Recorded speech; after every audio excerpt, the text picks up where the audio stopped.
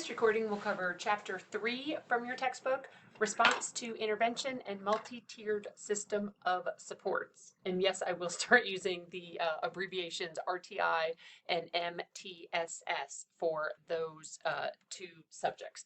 Okay, so here are the learning outcomes. Again, describing RTI and MTSS, describe universal screening, list of components and implementation practices associated with RTI and MTSS approach. Can I just say MTS squared? Identify the roles and responsibilities of a teacher in both systems. Okay, so RTI and MTS squared, I coined that, you're welcome, heard it here first. So these terms are often used interchangeably. I tend to use RTI more, and I think Dr. Murphy uses MTS squared more. And I think that's just kind of she went to USC here in South Carolina, I went to Penn State, and I am just more familiar, not more familiar, but I'm just more used to saying RTI, but I think she says MTS squared more. So just know that they are the same thing. They're used interchangeably. They are used in identifying students for special education services. In the past, and we talked about this a little bit in chapter 2, hold on, am I not recording? Oh, I'm recording. Okay, sorry, the little box thing went away and I got nervous that I wasn't recording. In the past, we talked in chapter 2 that really the discrepancy method was the only method of identification, and now that's not the case anymore. Both systems provide universal screening of all students and involves teacher monitoring of students' responses, responding to those interventions or lack of responses to determine student needs. All right, so we're going to talk a little more about both of those. Sorry, the little recorder, y'all don't need to know, but my timer is going away every time I switch slides. Anyway, so some past problems, some identification challenges. Again, we talked about this, the wait to fail, right? So not identifying students until 3rd or 4th grade or 5th grade. That is too late. They have missed all of those years where they could have had some support or some services to help them get back on track. Kind of subjective, right? Oh, that kid, I don't really like what he's wearing today. I'm going to say he has a learning disability, something like that. Inadequate learning opportunities during the referral process. We used to just refer the students and then just kind of make them wait, like not really doing anything while they were waiting to be referred. All these other things, variations in identification. If you have a student, let's say you're teaching here in South Carolina, you have a student who comes in from New York or Ohio or Indiana, they're going to be, in the past especially, there were different procedures and different guidelines, I guess, for identifying students with learning disabilities. And we don't want that, right? If they have a learning disability in Ohio, they're probably going to have one here in South Carolina as well. So we want to make sure that we're able to provide those services and supports right away. Disproportionate number of culturally and linguistically diverse students were inappropriately identified. And typically there have been a lot of African American males inappropriately identified as either having a learning disability or an emotional behavioral disability. So that's something that, RTI tries to rectify. So you want to look at 3.1, table 3.1, and I also just added this to a slide like in a second because I apparently didn't realize it was right there. But in your textbook, tab 3.1, oh my gosh, y'all. Okay, so in your textbook, I know the box is off, sorry. Okay, there, we'll move for a second. So I want you to just take a few minutes, look at 3.1, identifying students with learning disabilities before IDEIA, remember that Improvement Act, adding the I, 2004, and with RTI. So here's how it was before IDEIA 2004, and here's how it is kind of now. This is on page 51 of the of the 10th edition. Okay, so just keep that in mind. Okay, so we want to think about, how we can reduce the number of culturally and linguistically diverse students inappropriately identified if they don't need to be identified, right? We don't want to just identify everybody for special education and say, okay, here you go, you're getting some special services if they don't need it. We want to identify the students who do need it and not identify the students who don't need it. I know that was not worded very well. Some challenges to implementing RTI or MTS squared, determining, responders, who's responding to the intervention, who's not, what actually is adequate progress, providing necessary professional development, implementing effective and appropriate roles for families. All of these things are challenges to implementing kind of this relatively new system. It is pretty new. So a lot of people are still unfamiliar with RTI or MTS squared. There's underdeveloped RTI procedures for secondary level. Secondaries always seems to be a challenge for some reason. So some initiatives that influence both systems, consensus on principles related to learning disabilities and use of RTI for identification. This came from the President's Commission on Excellence in Special Education. It came from a lot of experts saying, hey, maybe this discrepancy model isn't the best way to go. What else can we do? Let's looking at combining special and gen ed methods. Let's look at, can we prevent these disabilities or prevent them from getting worse? How can we support culturally and linguistically diverse students? And what is the benefits really of early and accurate identification of students with learning disabilities? So using that RTI, right, instead of waiting for the students to fail and not identifying them until they're in like fifth grade. And again, here's where I just added it, table 3.1 in the text. Sometimes I just crack myself up. And I did look through the PowerPoint to make sure it wasn't in there. Didn't see it. So I make myself laugh. So the result of all these initiatives is this multi-tiered strategy that integrates services and supports. And I'll show you what it looks like in just a second. The four key components of these two systems, RTI or MTS squared: implementing high quality, evidence-based, we've talked about that before, instruction matched to, wait for it, the needs of the students. Oh my gracious day, right? Not just teaching the same to every single student, but really identifying what that particular student needs and how can we provide evidence-based instruction for that student. Okay, we're also looking at providing universal screening. Again, screening everyone. When I taught in Charleston County, I was responsible as the resource teacher, one of the resource teachers, I was responsible 3 times a year for screening every single kindergartner, first grader, and second grader.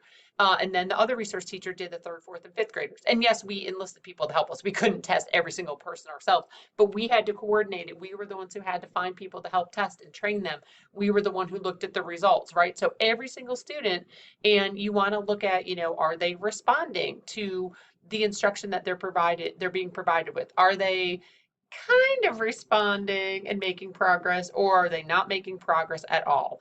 And that's something, it's a different way of looking at identifying a disability, as just opposed to, oh, you give them an IQ test and their IQ is here, but their achievement is here. Oh, they're not matched up. Oh, let's say they have a disability, right? So we're also looking at providing interventions of increasing intensity as needed. And I'll talk about that. Making important educational decisions based on students' response to interventions, or sometimes it's kind of looked at as lack of response, right? Are they responding to these interventions or are they not? So screening, again, screening is providing reliable and valid measures for everybody. This is all students at the beginning and the middle of each year. And we also did the end of the year. So we did kind of August, January and May. That's what we did.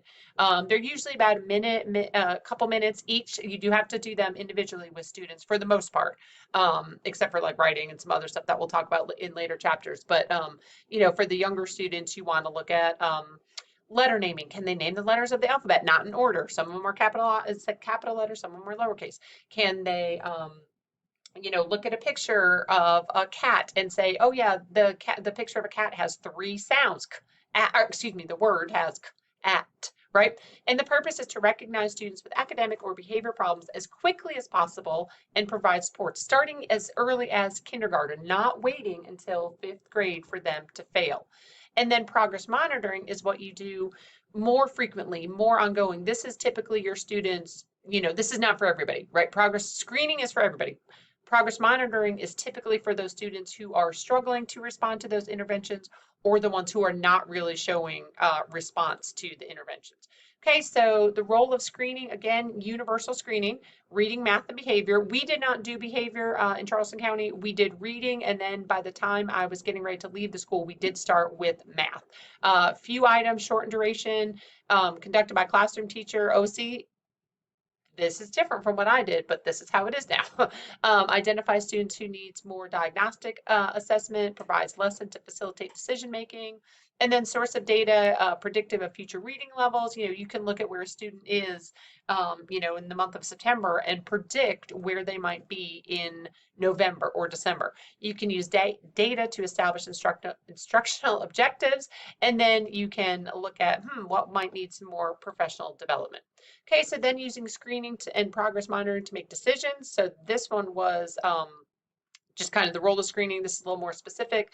So screening, you're going to look at all data, individual classroom, grade level, school, everything else, evidence of patterns of proficiency or need where they might be struggling, and any indicators of school-wide patterns, and maybe the whole school needs to do something a little bit different, right? At my school in Charleston, we started a walk to read and march to math. And so we would really put students from every grade level, if they were in second grade, they might come down and work with a first grade class. If they were struggling for reading, if they were, advanced in reading, we might send them up to a third grade. And so the whole school did it at the same time for about 30 minutes, which is a logistical nightmare, but it's okay. And then again, we started the march to math. So kind of that global intervention. So then the progress monitoring, again, more frequently, more individual, quickly, frequently, focus on targeted skills, right? We're really going to progress monitor the areas where our students are struggling, those particular students, measure students' response to intervention, or again, kind of those lack of response, and inform decisions about if the interventions are working. Okay, so MTSS, implementing increasingly intensive intervention. Whew, that is a lot of I's, I to the fourth. So how to increase intensity? So, and I'm going to show you a graphic of this in just a second. So you can alter the group size. You're going to go, actually, let me go ahead and go to the graphic right now because I think this might help.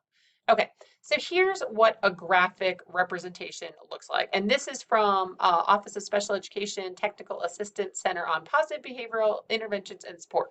And you can find it here. All right, so we're talking about both academic systems and behavioral systems. This is really helpful to me, this little triangle, this little pyramid, whatever you want to call it. Tier 1 is instruction for everybody, right? Instruction for all, so all students, and it's preventative and proactive. So everybody gets the same thing, whether it's academic or behavioral. Everybody gets the same thing, right? All the screen, everybody gets the same thing. Then we have some students in Tier 1, and I'm just going to focus on academic for the next minute or so.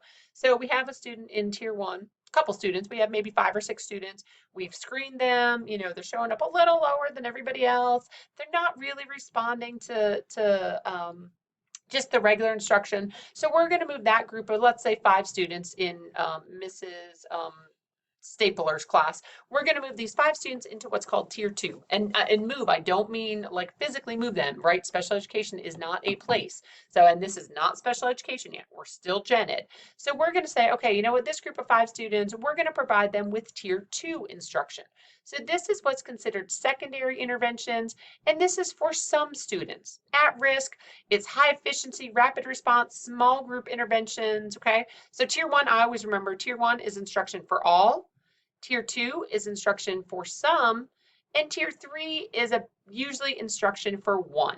Okay, so Tier 2. So we're going to we have this group of 5 students, right? Mrs. Stapler's class, she's doing all the instruction over here. This group, Tier 2, they're going to get, these 5 students, they're going to get maybe 20 additional minutes of comprehension or vocabulary or sight words or whatever they're struggling on. They're going to get 20 more minutes with her, okay? So they're getting Tier 1 plus Tier 2, right? Everybody else so far is just getting Tier 1. Okay, so then we continue to progress monitor these students up here in Tier 2. We're going to progress monitor them every week for 4 weeks, let's say. So then we progress monitor, and one student, one little Georgia, my dog, Georgia is not making progress. So then the team decides, hey, let's think about moving Georgia into Tier 3. So that's that tier, individual instruction.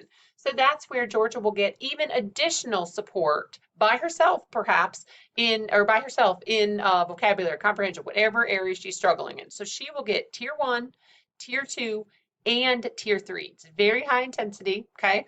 This one, Tier 3, is kind of considered special ed adjacent or special ed light.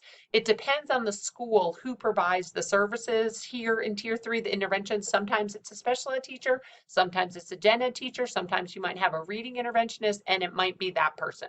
Okay, so this is your model, and I really like this. It just helps to make it easier for me. Tier one, instruction for all. Tier two, instruction for some. See where it's yellow. Tier three, instruction for one, up here where it's red. Okay, and that is the end of part one. I had a lot to say apparently, so we'll go back to the beginning for part